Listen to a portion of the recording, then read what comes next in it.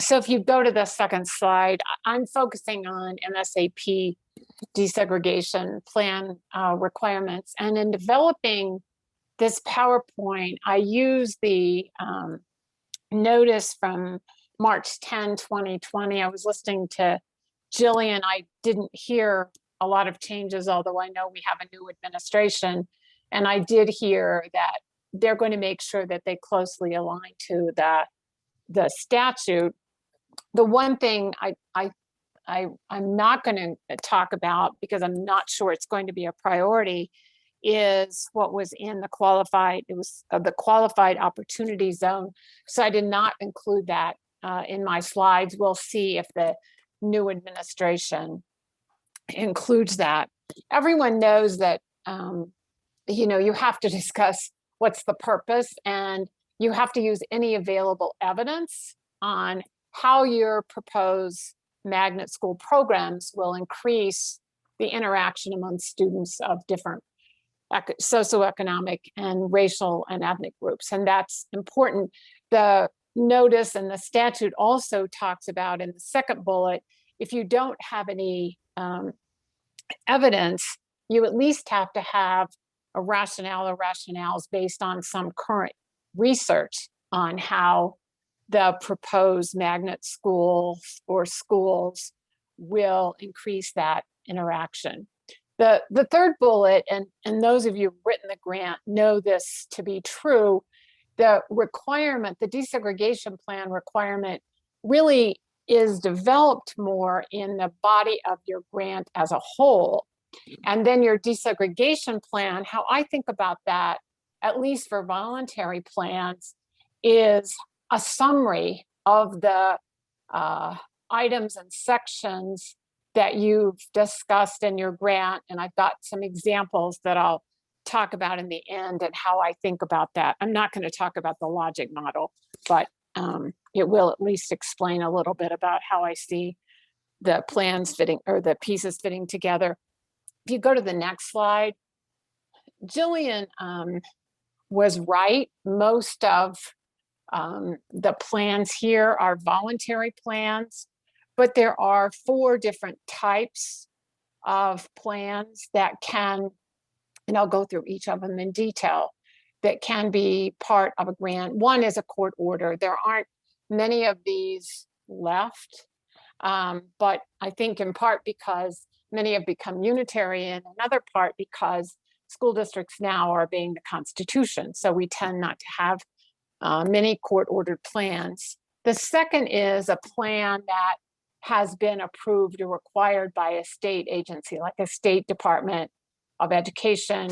There aren't many of those, but there might be some more coming down the pike. And then there can also be a desegregation plan approved by the Office for Civil Rights. For example, if there was a complaint and there was an investigation that somehow in student assignment you were discriminating against students, there might be a plan then that magnets would be a part of to address those findings. There aren't many of those left either. Again, I think in part because most school districts are trying to obey the Constitution and Title VI. And then finally is the one that we're going to spend the most time on is a voluntary plan. And that's one that's been adopted by the board, approved by the board, and submitted by approval as part of the grant. Go to the next slide. And as all of you know, you're going to spend a lot of time on this, and I'm not going to spend much time. But as part of your plan, you have to do projected enrollments for each of your magnet and or feeder schools, and that goes to the MGI, the minority group isolation and reduction prevention of that. And so that's what you're going to show. And for those of you who haven't done a grant, don't get hung up on feeder schools, because feeder schools, we typically think about elementary to middle, middle to high. But in the magnet grant world, it's if you're doing elementary magnets, your feeders are your the other elementary schools or the middle schools that you're feeding into the middle school magnet. Jillian talked about the assurances, and there are a number of assurances that you'll have to sign as part of the voluntary desegregation requirement, or even as part of a court order requirement. So if you have an open OCR investigation, that may be a problem, and you either may need to get that investigation closed or enter into a voluntary resolution in order to accomplish that. And then you have to give an assurance, of course, that you'll implement this plan if the magnet grant is funded. Let's go on to the next one.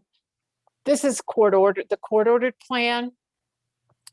And just so you know, in case there are any people out there, you have to have a complete and signed copy of the court document. So it's a document or documents signed by the court, the judge, and it has to include that there are magnet plans or magnet schools that are part of that plan and consistent with what is in your grant. So you can, those of you who have desegregation plan, court-ordered desegregation plans, can go back to this. I'll talk about the modification in a minute. The next one talks about, well, what if you have a state agency plan, which is the next slide. And in that one, this document has to show that there was a violation of state law. And if that's not available, then the district should go to the voluntary desegregation bucket. Let's go to the next slide. This is a requirement for a desegregation plan required by Title VI. So this would be one if the Office for Civil Rights has given a finding or said, we might issue a finding, you better do a plan to address what we found. And so those plans have to then have an inclusion of magnet schools that, again, are consistent with what is in your grant. Now, the next slide is talking about, what if you, of one of these three, there's a modification and the magnet schools aren't included in the court order, they aren't included in the state agency plan, they're not included in the Title VI plan, then you've got some hoops to jump through. On the court-ordered plan, you'll have to go back to court, and you have to get the court then, which is not an easy process, get the court to modify the desegregation order and approve that. This may be simpler if you've got a state agency plan.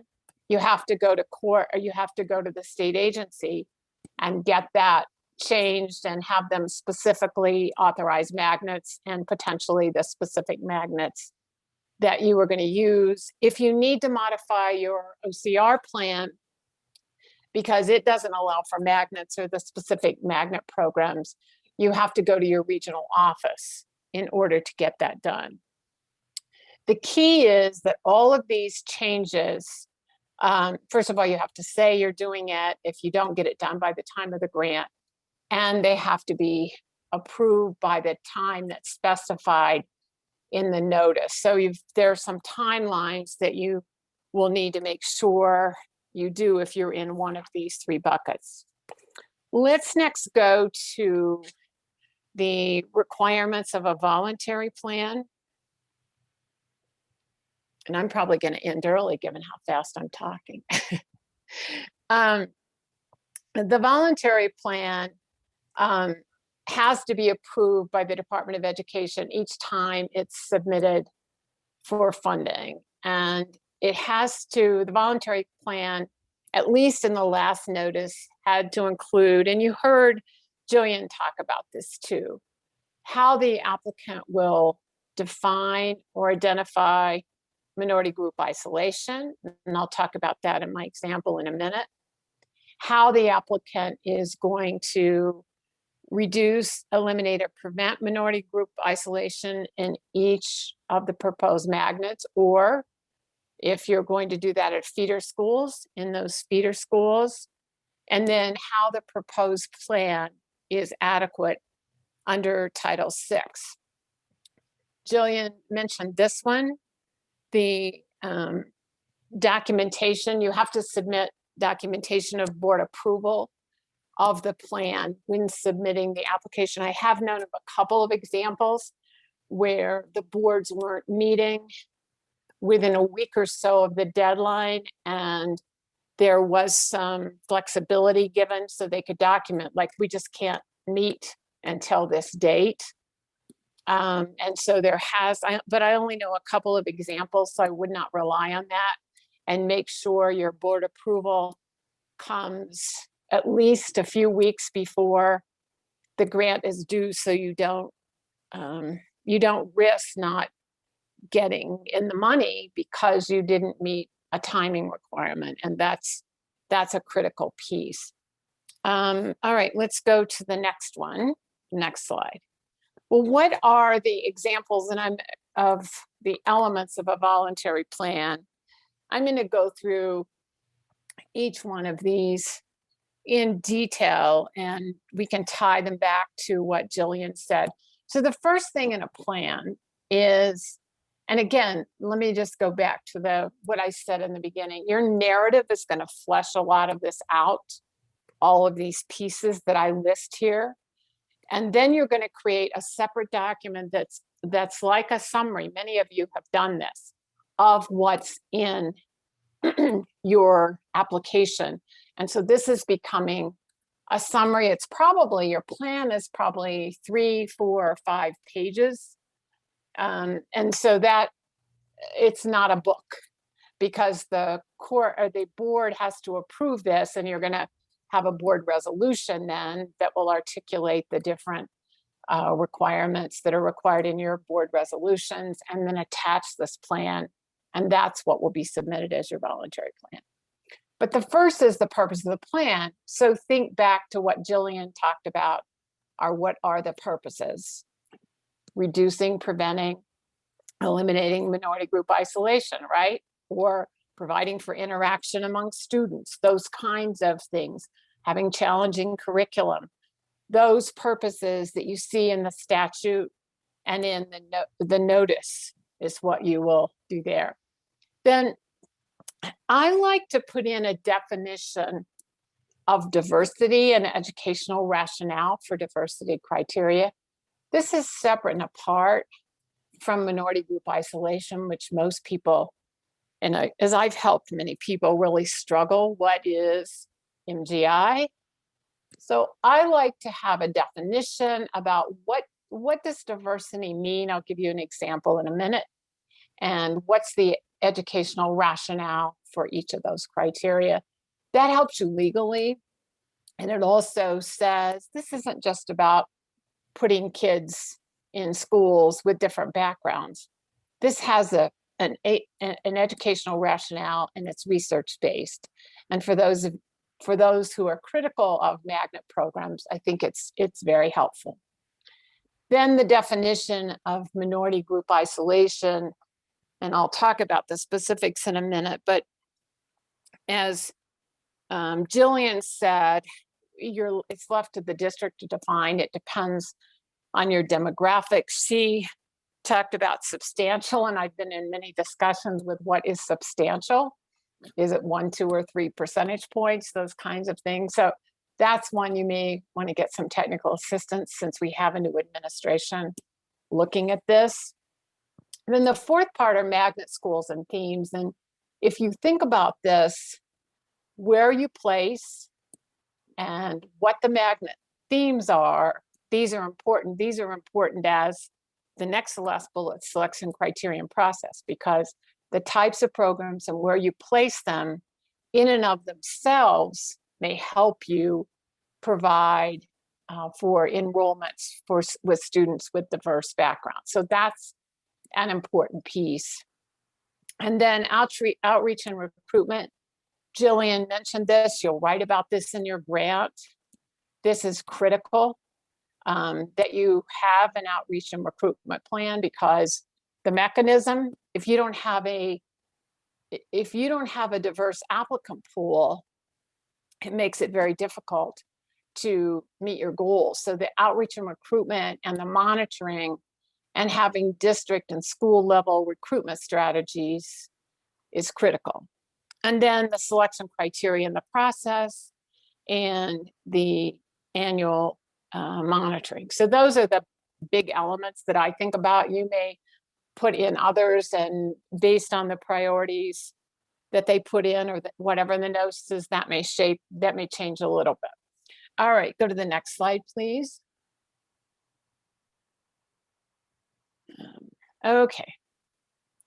So and you heard Jillian talk about this a little bit, but here's a purpose of plan. I might have some other purposes, challenging curriculum, equitable opportunities. In fact, I probably would, but I just gave an example of the purpose here, particularly from what is in the notice and what you heard Jillian to talk about, is to reduce, eliminate, or prevent minority group isolation by implementing magnet schools with academically challenging, innovative instructional approaches that bring students together. But I definitely, if thinking about this, you want to put in equitable opportunities as another purpose. And there may be some other purposes that you want to put in there, but I think it's important to have these in your plan, and they track back to both the statute and what is in the notice and in the application packet. All right, please go to the next slide. I mentioned that I think it's important to have a definition of diversity and the educational rationale. So I just made up a district, ABC district, and said this district, and many of you have worked with me, have seen me write a definition like this, is that to say that the district defines diversity broadly, from different races and ethnicities, socioeconomic backgrounds.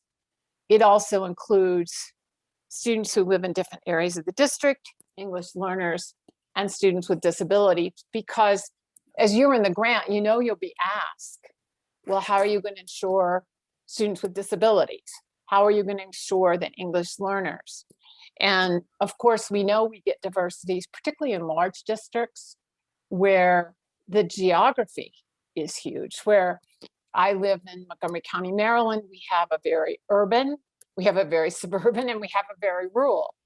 And kids being exposed to kids from different areas of the county in that school district are very important, because that breaks down stereotypes and makes them be able to learn. And for those of you who've gotten grants before, you likely will get questions from the Office for Civil Rights, if you're one of the top grants, about how are you going to ensure that English learners have access. And it's also important to point to them, look, we already thought about that. It's in our definition. And here's what we're going to do with that. And again, students with disabilities is a very important one, because you will get questions like that. So think about that. I have a feeling the application will talk more about that. And then I just tied this back. So it's not just we want diversity for diversity's sake. We want diversity because there's educational benefits for that. And I just picked a few examples, and obviously you will have developed this more in your grant. When you come to your plan, you may want to develop this more than I did, because I just picked a few examples. So the research shows that students who attend schools with diverse enrollments have higher achievement than those in segregated schools, are more likely to enroll in college, and help reduce racial bias and stereotypes. There's research out there, and there's research out there and more about why it's important. And because it's a school district, it's important to say, what are the educational benefits for doing this? So I think having that as part of your definition, part of your plan, you can develop more fully and cite the research in your grant. When you get to your plan, then you can do more of a summary, or cite to the research again, depending on how long you want your plan to be. Let's go to the next one, which is an example of the definition of a minority group isolation. So again, I'm in ABC district, and I said, well, ABC district defines minority group isolation as enrollment in a school that has a racial and ethnic subgroup or subgroups that is blank percentage points above or below that subgroup or subgroups at the blank level. So again, the percentage is going to depend on what you think is substantial. Could be 5, and again, it's not percent, it's percentage points. But is it 5 percentage points? Is it 3 percentage points? Is it 8 percentage points? Is it 10 percentage points? That's going to be on the magnet schools that you're selecting and what your district said. And then at the blank level, the reason I left that there to fill in either elementary, middle, or high school, because if you look at the demographics in your school district, you'll know there are differences when you look at the racial and ethnic groups between your elementary and middle and high school. If there's no difference, then you don't have to worry about that level. But here, when you do this, you're going to be thinking about what is substantial. And you may want to get some technical assistance about, as this goes on, about, well, what does the department and what does the Office for Civil Rights consider to be substantial? In the past, the department and the Office for Civil Rights has said, 2 or 3 percentage points might be substantial. But that's something, again, to think about, and let's see how that develops. The next one goes to recruitment and outreach. And this is such an important piece here about how are you going to make sure that you can reduce, eliminate, or prevent minority group isolation. And I think the one thing it depends on is a strong leadership team at the district level to lead this and help this and support this, and also to support and help your schools. Most principals have not been trained, or maybe more and more they are, but they've not been trained for how do I recruit, unless they're experienced magnet programs, there's principals. But you've got to have some support from the district level, I think, in order to be successful. And your plan needs to say, well, what is the district going to do? What are examples of what the district's going to do? And what are examples of what the principals and schools are going to do? And I think developing this, you're going to develop it in your plan, and giving at least some examples and fleshing this out in your desegregation plan is really important. And then another piece that's important, you can't just recruit and do outreach. You've got to see during your application period, how is it going? How are we, is X school not getting a diverse pool? And if so, what are we going to do about that? How do we do targeted recruitment to get a more diverse pool at a particular school? Because your goal is to have an applicant pool that reflects the diversity at that level. So if that's your goal both racially and ethnically, that's your goal both socioeconomically, that's your goal for student of disabilities, and that's your goal for English learners. So thinking about that as part of the process, as well as thinking about how I'm going to recruit them initially, but monitoring the pool is really a critical piece during that application process. All right, let's go to the next slide. I mentioned in the slide about what are the pieces of desegregation, the desegregation plan, the magnet theme. So thinking about what themes are actually going to attract diverse groups of kids is really a good thing to think about. And it was priority 4, increasing racial integration and socioeconomic diversity. So we know certain themes may appeal to certain racial and ethnic groups. And so thinking through how to get them to come to that school. For example, if you think in your district, IB appeals to all racial and ethnic groups, that's great. If STEM does not, then you don't, then thinking about, is that the right theme or what do I do? And one thing I'm just thinking of now, and when you get this, make a note. I forgot one important thing. What did I forget? That's part of the definition of diversity, gender. And it reminded me when I started talking about themes. So if you've got a STEM theme, then you're going to want, when you do recruitment, make sure that your pool has diversity in terms of gender. And just thinking about recruitment and diversity, we've seen, and I'm sure you guys have seen this in performing arts, we tend to get more girls than boys. So how do we deal with that in terms of recruitment? But really, kind of back to the examples of magnet schools and themes, doing your research.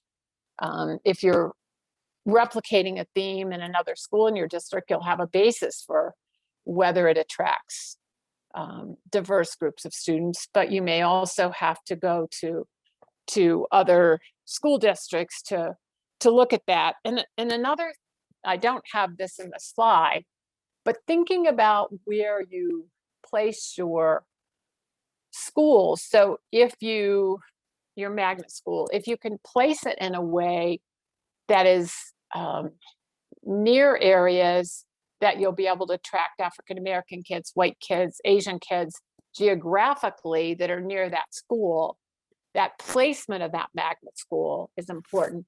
You know, the Supreme Court said you can clearly think about race in deciding what theme to offer, and you can think about race when you think about where to place a school. So those are critical pieces, and I don't have that in the slide, but we don't put everything in the slide, right?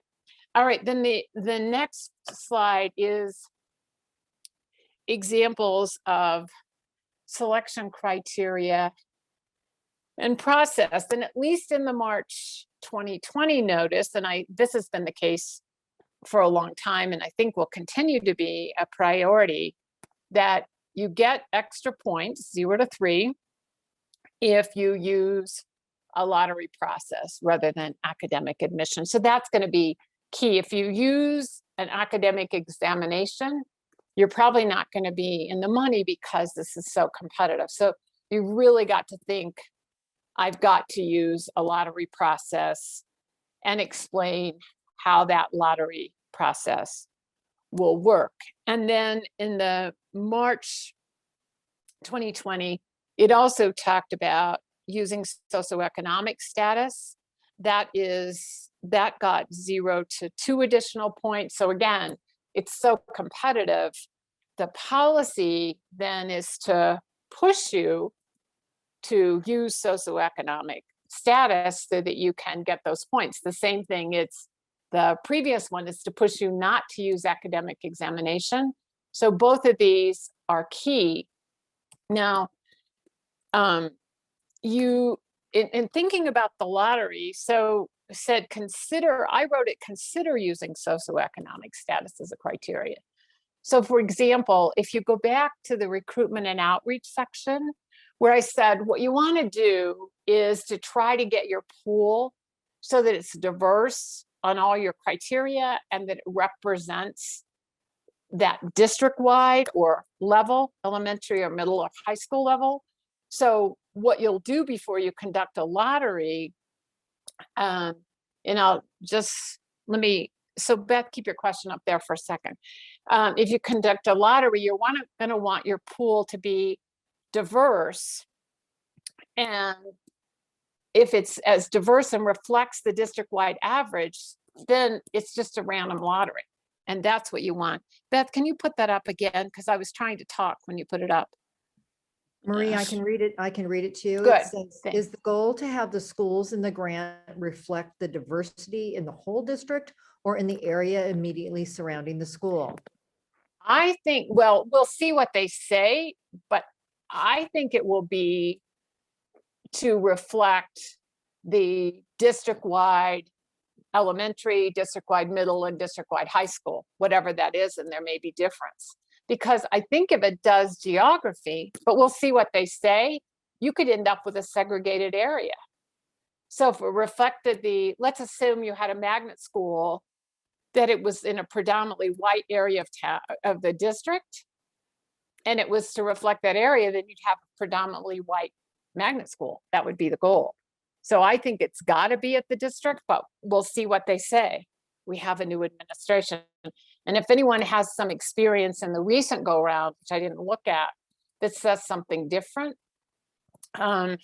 you should let me know. I hope that answers that question. Beth, does that get your question? Hope so. Okay. Good. And I hope that the explanation makes sense. And just a little legal background for this is the PICS case, which Kelly mentioned was the case that we worked on, that it's not that you can't use race as a factor in the selection process, but it's very difficult. It's to jump the hoops to meet strict scrutiny. And that's why the push has been, since the PICS case, has been to use race neutral means. So to use socioeconomic status, you could also use geography, for example. That's a race neutral piece that says we're trying to get kids from all geographic areas of the school district into this, but you could do that as a third bullet. But remember, you're going to get priority points for using socioeconomic. And I doubt that they're going to change this. They might add to it. But like to say geography, to say some race neutral means. And remember in the notice, and I assume this won't change, you have to say how you're going to determine socioeconomic status. And you'll see here, I used free and reduced meals as a basis. So you can use parents' income, mother's income, the nodes I think that Wake uses. There's geography pieces that you can use to use that, but you just have to say what it is you're going to use and explain it.